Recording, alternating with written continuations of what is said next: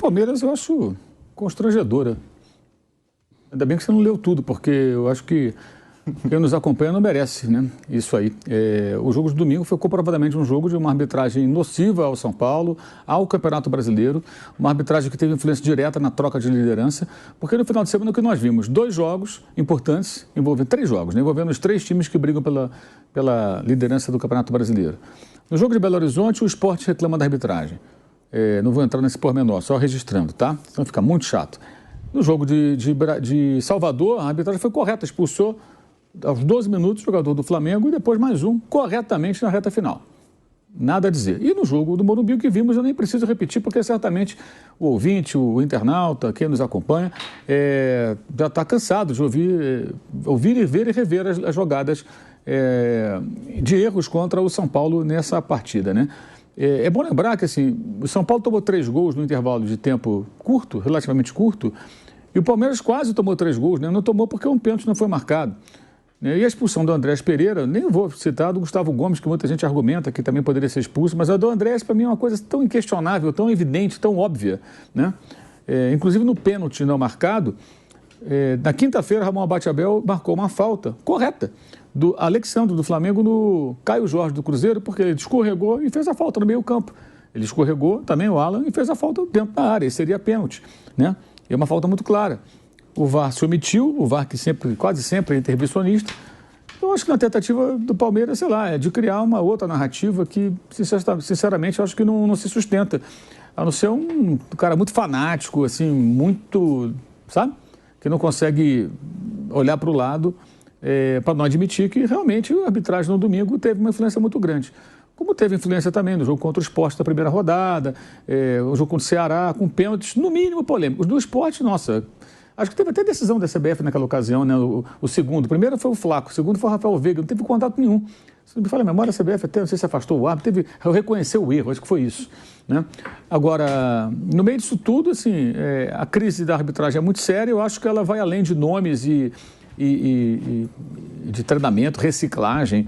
O que é a reciclagem de Ramon Abate-Abel? No dia 27 de outubro do ano passado, ele foi afastado também para reciclagem há menos de um ano, vai fazer um ano no dia 27 próximo, né? Hoje ainda é dia 7. Então, daqui a 20 dias fará um ano do anúncio de que ele foi afastado porque marcou pênaltis contra o Fortaleza a favor do Palmeiras e a CBF admitiu que ele errou e ele foi afastado. Reciclagem. O que adiantou? Não adiantou nada. O que é a reciclagem? Vai voltar para a escolinha, sentar para reaprender as regras? O que precisa mudar é a mentalidade da arbitragem. Eu acho que a única solução seria, primeiro passo, a CBF, que herdou do Edinaldo, o Chaúde, né, que é o atual presidente, herdou essa equipe comandada pelo Rodrigo Martins Sintra, que tem consultores internacionais, entre eles o Sandro Meirahit, tem o Luiz Flávio e outros que participam também. Tem uma comissão internacional de consultoria, algo assim, tem uma equipe, né, junto com ele, uma turma, parece até a turma do VAR, né, que tem um monte de gente na cabine do VAR, são vários. Essa equipe não faz um bom trabalho, né? Então acho que a solução seria trazer alguém com mentalidade diferente, com uma linha de arbitragem mais próxima do que fazem na Europa, por exemplo, tá? Onde você tem arbitragens que também erram, mas são melhores no sentido de permitir que o jogo aconteça e passar um manual. Vou dar um exemplo. Faltinha à brasileira. Uma faltinha brasileira, você mostra. Isso aqui, bonitão, não é falta. Não quero que marque mais. É proibido marcar essas faltas. Isso aqui, pá, isso aqui é falta. Isso aqui vocês podem marcar. Árbitro de vídeo, braço aberto dentro da área, bateu, o árbitro não viu, isso aqui você chama. Agora, o braço na frente do corpo, o Marlon do Grêmio no sábado contra o Red Bull Bragantino, a bola bateu no braço. Imaginem o seguinte, tira o braço do cara, o cara não tem braço. Vai no Photoshop lá, alguma ferramenta dessa, até com o iPhone você consegue tirar um pedaço, né, da imagem. Tira o braço desse, a bola bateria no corpo, então não é pênalti. Bateria no tronco, nas costelas, no peito do jogador, então não é pênalti. Fui claro? Ok, então não tem que intervir nesse tipo de lance. Ok? E por aí vai. E aí passar isso para o público inteiro, explicar para a imprensa, para a torcida e a CBF bancar. Agora é assim. A arbitragem no Brasil agora vai ser assim. Se você pesquisar na Premier League, o árbitro que marca mais faltas em média no jogo, 25, 26, 27, em torno disso. A cada temporada. Aqui no Brasil, 40 e tantos, chega perto de 50. Em média, se você multiplicar isso pelo número de jogos e dividir pelos minutos, você vai ter uma quantidade de interrupções absurda. Isso, gente, isso não estou falando de Palmeiras e São Paulo, estou falando de futebol, tá? Futebol. Isso mata o futebol. Isso sacrifica o futebol. E não adianta de ficar aqui repetindo uma obviedade que eles erram contra todo mundo, mas eventualmente eles podem errar mais a favor de um time ou contra um determinado time. Isso também pode acontecer. As razões eu realmente não conheço. Para mim é coincidência. Até que provar o contrário é coincidência, né? Mas enfim, acontece. E de fato aconteceu. Esse fim de semana foi uma coisa muito pesada, não só o jogo de domingo, mas o de sábado. A marcação do pênalti contra o Grêmio foi uma coisa absurda, e a marcação do pênalti contra o Corinthians, com a intervenção do mesmo árbitro de vídeo de sábado lá em Bragança Paulista, a favor do Internacional, foi outra coisa absurda. Malícia, outra coisa, malícia. Jogador, atacante, dentro da área, jogando o corpo para trás. Sejam maliciosos, percebam que o jogador quer te enganar, te ludibriar. Isso tem que mudar. E, entre outras coisas, criar um protocolo do VAR.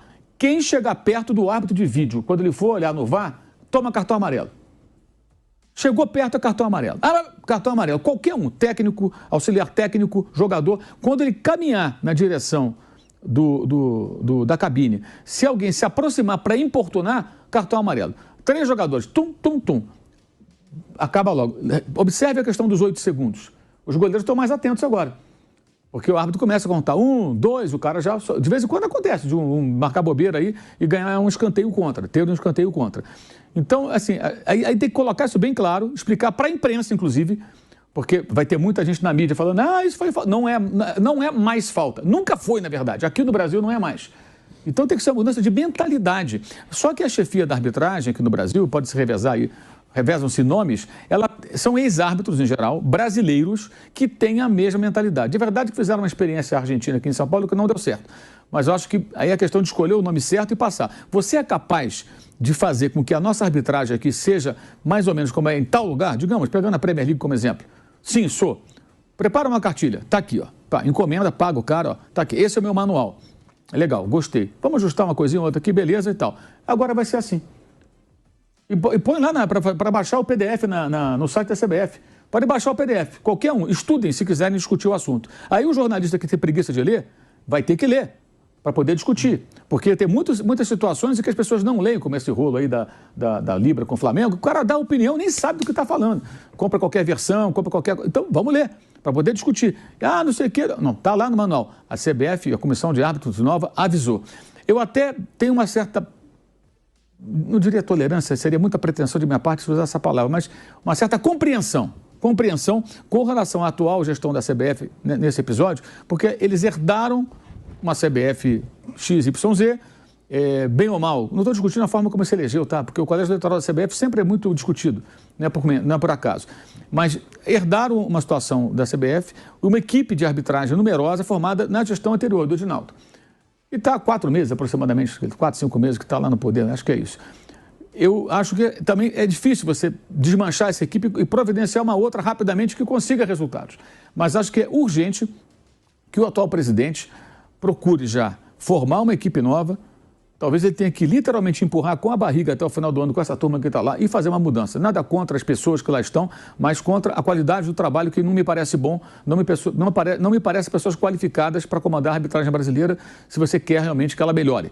Não adianta a reciclagem, o que tem que mudar é mentalidade. Mentalidade com relação ao jogo, entendimento do jogo. E aí a coisa de repente se resolve. Aí você prepara para o ano que vem e começa o ano e fala, agora vai ser assim. Mudou. E passar para as federações. Nós temos uma nova forma aqui, vocês têm que seguir, tem que ter uma linha de trabalho. Isso é urgente. E uma coisa que eu sempre cito, não quero ser repetitivo já sendo, uma situação que me chama muita atenção no futebol de hoje, que é um aspecto técnico e tático, algo que já acontece há muito tempo lá fora, aqui menos e agora mais, que é a pressão alta. Todo mundo sabe que a pressão alta é quando você sobe com seus jogadores para atrapalhar a saída de bola do adversário. Aí vem aquela coisa, o Fernando Diniz, não é só o Fernando Diniz, ele começou a fazer isso antes de outros no Brasil devido ao nosso atraso aqui. Mas é corriqueiro, no mundo inteiro, os times tentarem sair jogando, porque se você sai no chutão, você devolve a bola para o adversário, ele vai reiniciar o ataque e vai ficar em cima de você. Então você tem que tentar trabalhar a bola minimamente. Há momentos que não tem jeito, aí vai no chutão mesmo, você te livra do perigo. O que acontece hoje no Brasil? O defensor tem a bola, está próximo da sua área, próximo da linha lateral, da linha de fundo, bandeira de escanteio, por exemplo. Aí ele é cercado por 1 ou 2 ou 3 adversários, pressão subiu em cima dele, ele não tem opção de passe. Normalmente o que ele faria? Jogaria a bola para a lateral, ou tentaria dar um chutão, virar o corpo, pum, mandar para lá. Ele devolve praticamente a bola para o adversário. Para isso a pressão, é para você ter dificuldade. Se ele tiver recurso, o time for bem treinado, ele vai dar um drible, ele vai fazer alguma coisa, vai tocar para um companheiro e vai sair jogando. E aí vai encontrar o quê? A defesa do adversário aberta porque subiram até os zagueiros. Tem que subir em bloco, senão você vai ficar dando condições ao jogador no contra-ataque, que não vai estar impedido. E aí você tem espaço para contra-atacar. É aquela história de jogar tentando explorar o espaço atrás da última linha de zagueiros do adversário. Então isso é um duelo técnico-tático, que é legal. É bom para o futebol. Aí o que faz o defensor aqui no Brasil? Ele prende a bola, espera o contato físico mínimo, só encostar. Aí o adversário vem e encosta. Ele dobra os joelhinhos, cai no chão, o árbitro marca. Por que ele marca? Ele, nesse momento, presta atenção, ele não está preservando o futebol, o jogo. Ele está preservando a ele mesmo. Por quê? Se por acaso ele não marcar a falta, a jogada prosseguir e surgir o gol dessa equipe que está atacando, a equipe que toma o gol vai dizer que houve uma falta que não foi marcada, o VAR não foi chamado. Mas não teve falta. E aí que a CBF tem que ser muito firme. E esse novo chefe eventual da arbitragem teria que ser muito firme para fazer isso. Não foi falta. Nós avisamos que não ia marcar esse tipo de falta. Cadê a falta? Contato físico mínimo. Isso não é falta. Não é falta. Acabou. Aí você já melhora a qualidade do jogo. As defesas vão ter que trabalhar melhor, ou o cara bota a bola para fora, ou ele vai ter que saber sair jogando. Isso desafia os técnicos, desafia os jogadores, melhora a qualidade do jogo, proporciona mais jogadas de gol. O que é que você prefere? Um ataque? Não importa o time. Você está vendo o jogo, o time não está torcendo para ninguém, está só assistindo. Uma situação dessa em que o ataque rouba a bola e cria uma situação de perigo, ou uma falta para o cara dar um bicão lá para frente e sair jogando. Então é menos um lance emocionante, mais um lance feio, um lance inútil. Então cai a qualidade do jogo. E isso, o pior, é para preservar o árbitro, é a autopreservação, gente. Então o árbitro tem que ter um pouco de malícia, um pouco de entendimento também e proporcionar ao futebol uma melhora do jogo. Essa que deveria ser a discussão. E ninguém discute isso. Aí é geral, nenhum time. Aliás, o único dirigente que eu me lembro, se tiver outro me corrija, eu posso lembrar até quando foi aqui, que admitiu uma vez que a arbitragem tinha beneficiado seu time, e ele reclamou dos momentos que foi prejudicado, claro, foi o ex-presidente do Flamengo, Eduardo Bandeira de Mello, que certa vez ele admitiu. Não, realmente foi até, acho que com o Fla-Flu. Ele falou, não, realmente hoje a arbitragem ela nos beneficiou. Acho que não a marcação de um pênalti, que a bola bateu no braço do Wallace, zagueiro, uma coisa assim. Foi um fato isolado. Mas também ele estava reclamando de outros momentos, né? Mas não importa. Pelo menos admitiu. Nunca mais aconteceu, isso já tem uns 10 anos ou quase isso. Nunca mais ninguém admite. O Palmeiras poderia, por exemplo, ao invés de fazer essa nota, falar, realmente, no domingo, a arbitragem não foi boa, ela nos beneficiou, em outros momentos ela nos prejudicou, já nos sentimos prejudicados em outras ocasiões. Poderia até citar uma ocasião ou outra, lamentamos, gostaríamos que a arbitragem acertasse mais, seria nobre. Aí, até para usar uma palavra que eu vi da presidente do Palmeiras num vídeo, ela poderia falar com muita ênfase, nós somos diferentes. Por que o Palmeiras faz é igual que todo mundo faz há muito tempo? Que é sempre se vitimar e tentar transferir responsabilidade e tudo mais, é o que eu vejo. E aí eu aplaudiria de pé, como aplaudo a atitude lá atrás do Bandeira. Embora eu não seja um fã incondicional do Bandeira. Acho que ele foi um péssimo gestor do futebol. Mas ali acho que ele foi bem, foi honesto, foi transparente. Isso seria saudável, isso seria diferente. Deixar claro que ele foi, porque, cara, você não precisa admitir. Aí o que fizeram, na verdade?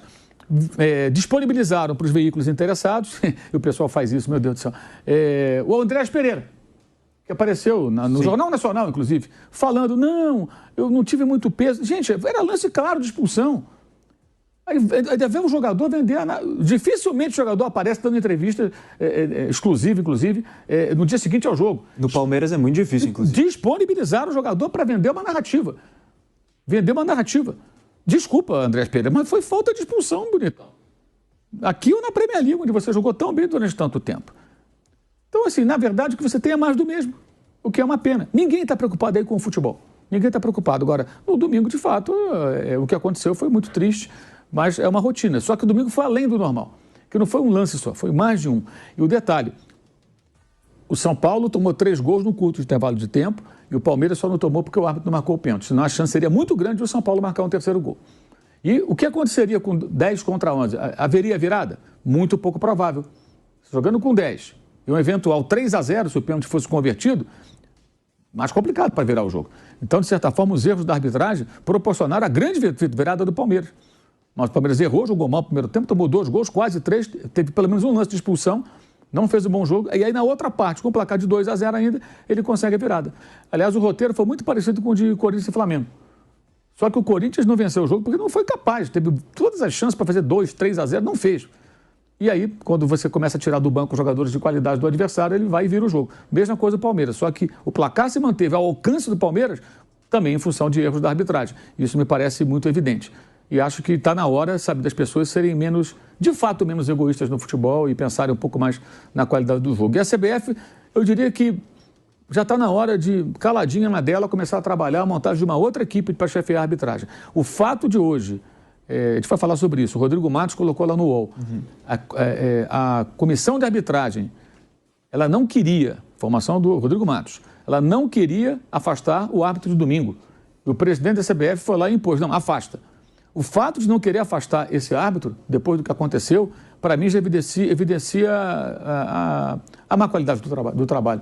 Porque não é possível. Eu vou mais longe, até foi uma sugestão até do Arnaldo Ribeiro. Tinha que tirar o escudo da FIFA, do árbitro. Seria uma punição justa, sabe? Você ganha o escudo da FIFA em tese porque você apitou bem. Então você tira.